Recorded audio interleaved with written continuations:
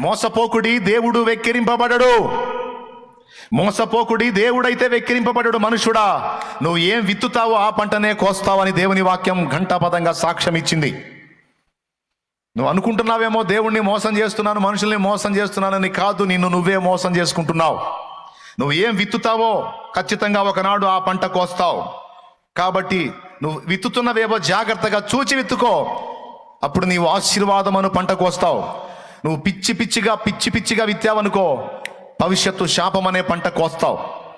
ఇప్పుడు కొన్ని విత్తనాలు విత్తుతున్నప్పుడు భలే హాయిగా, సూపర్గా, ఎంజాయ్గా, మజాగా ఓ రేంజ్లో ఉంటుంది.